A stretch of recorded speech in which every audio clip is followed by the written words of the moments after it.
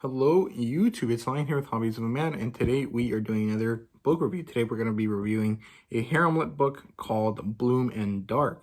This is written by Regina Watts, and it's published by Painted Blind Publishing, which I think is like her publishing group, or like she's part of the people that run it, something like that. I'm not exactly sure though, so don't quote me on that. Now, the genres here are Haremlit, obviously, and dark fantasy, and I would call this sword and sorcery.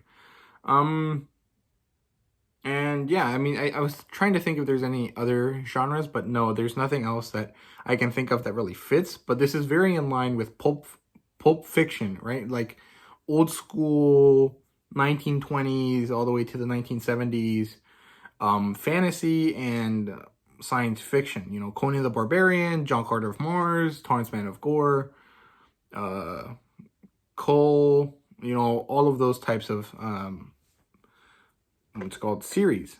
You know, all the type of stuff that influenced Star Wars. So there you go. Now the premise here is that this paladin on the search for his god's relic, this like staff of Weltyr, I think is what it's called, gets betrayed by the people that he was on a quest with, and must agree to become the slave of these sensual dark elves called the Duro in exchange for his life, for like not dying, basically. And what follows is this kind of like tale of love and mystery and kind of, what's the word? Like figuring out who is the bad guy here and who's the good guy. And it was very, very interesting. I actually really enjoyed the style of the story, the way it was written. There's very nice prose here, which is actually kind of interesting. Most of the time, Haremlit is written very, like, accessibly. So the prose is not bad by any means, but it is very, like, low level. I don't know how to call it, like, it's easy to read. The prose here is a little bit more elevated. It's a little bit more engaging, I guess. I'm not a fan of very elaborate prose. I think it's annoying because it's like you could have just, you know, you wrote a paragraph for something that could have taken 3 words to say. But this strikes a very nice balance between elegant prose and just being factually, you know, easy to read, which I really liked. Let's actually jump into the evaluation here so I can really tell you, you know, specifically about the book. So the plotline here is good. The structure is kind of interesting. Most of the time, Haremlit books and most books in general will kind of open with a, you know, going on the quest and then a bunch of exposition and then the big action part. And then at the end, we're going to have the romance aspects kind of like culminate or in some way kind of occur, right? In this case, it's actually backwards. We started the middle of a quest, or actually near the end of a quest, with the betrayal of our main character, whose name is Rourke Burning Soul. And then we get a lot of the smutty / romantic stuff happening during the exposition. And actually, I think it's done in a way so that all of the very long-winded exposition actually functions easily because you're like semi-distracted by all the smutty stuff happening and the romancing stuff that's happening. So it's really cool. It's actually about the first 50% of the story is all exposition mixed in with that romancy, smutty stuff, which is actually really, really nicely done.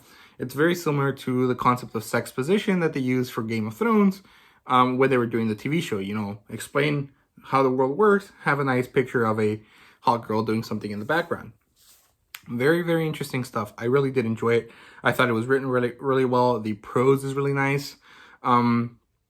And the structure of the story is actually very, very interesting and very fresh. Usually most of the Haremlit stories are very like, okay, you got isekai, and now you gotta meet this girl, then you gotta save her, then you gotta meet the other girl, then you gotta save her.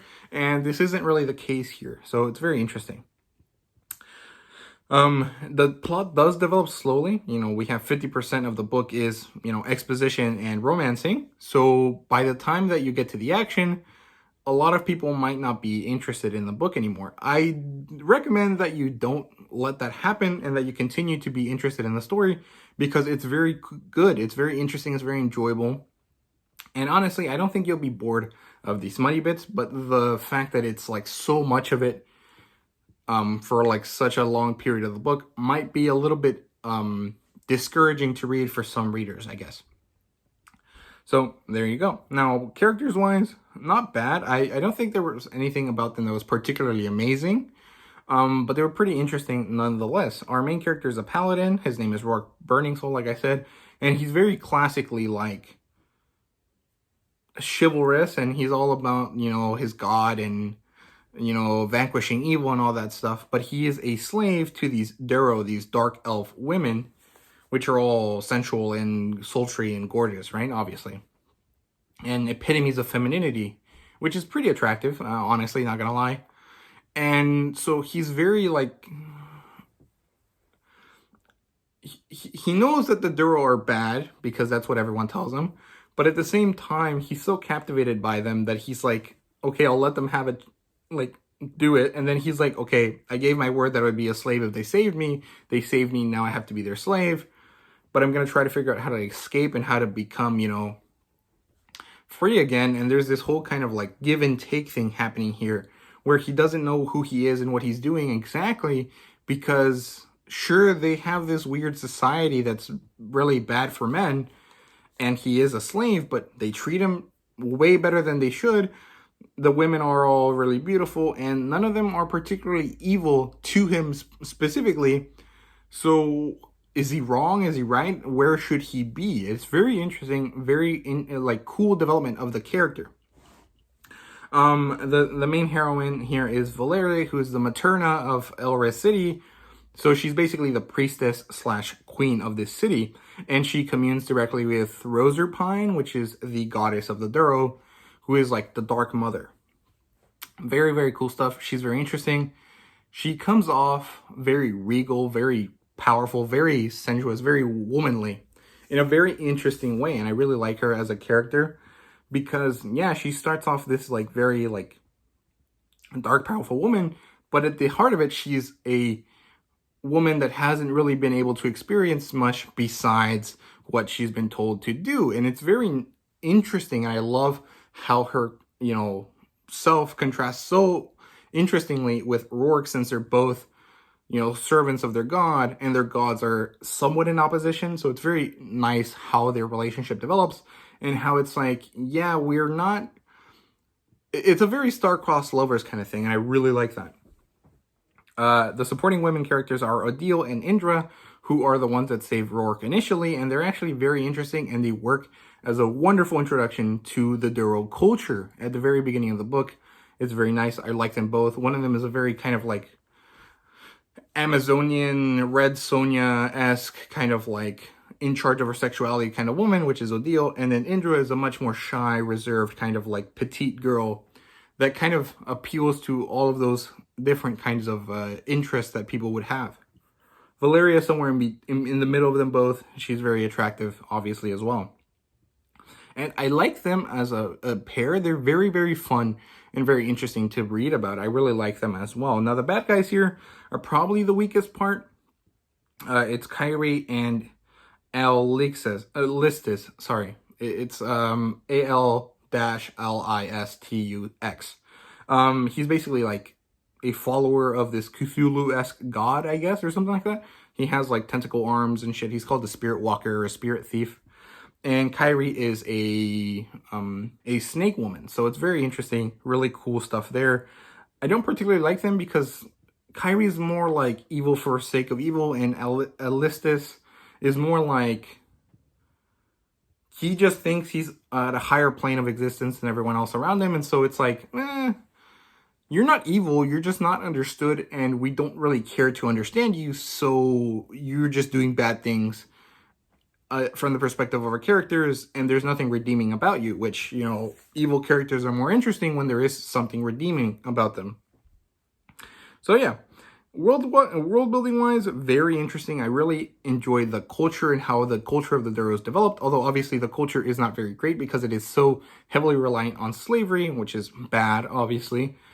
But the way that we get told the reality of the situation here in this world is very interesting. It's a fully female race of dark elves. They have dark purple skin. And the fact that they don't have men, it makes them believe that they're better than men. And so they kind of have this matriarchal society that, you know, is misandrist and all of this stuff. It's very, very interesting. I'm not exactly sure what the point of this culture was. I mean, maybe it's some sort of poignant message to certain people. I'm not really sure. I'm not really going to speculate on it, but it is very interesting in that sense. And I also like how we learn about the gods and how meaningful and deeply connected to their people they are and stuff like that. And the way that the exposition happens is very atmospheric. It's very nice. You feel very put into this dark cavern in which this giant city exists. It's very cool. Even the names of day and night change. It's called the dark and bloom is actually the occurrence through which these phosphorant mushrooms turn on during a certain part of the day and allow light to happen in these dark, deep caverns. Fan service wise, there's a lot of smut between the first 5% to the first 55% and along the rest of the story from there. And it's a lot. It's honestly maybe not for everyone. I didn't really like a lot of the stuff that was happening, but it was very well written. It was quite beautifully written, actually. The prose was very, very nice. Again, it's just so nicely done. It really does remind me of those very old school kind of Pulp Fiction stories that are kind of ridiculous, but the way they're written is so nice that you kind of believe it and feel that it's serious regardless of the fact that the story itself is kind of like wacky. It's very cool. And rating wise is a 4 out of 5. I think it's a very good one. I almost wanted to give it a 5, but there's a few issues here that it just wasn't really exactly for me. Like, a lot of it was interesting. It was very well written. I loved the world building aspect, but none of the characters were particularly likable in my opinion. Like, okay, they were all likable, but none of them particularly captivated me in any way. And so I'm not really like partial to any of them.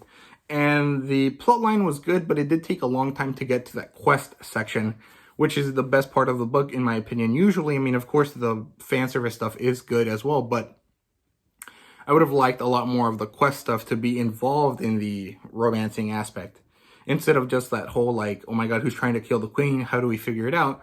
Because it wasn't really that well figured out. Like, I don't know. I just would have preferred the quest aspect to be like stretched out across the book instead of like shoved to the second half. So yeah, similar titles wise though, I think Barsoom, John Carter of Mars, or Torrenceman of Gore, which is called just the Gore series, are pretty similar. Something like Conan the Barbarian would probably work as well.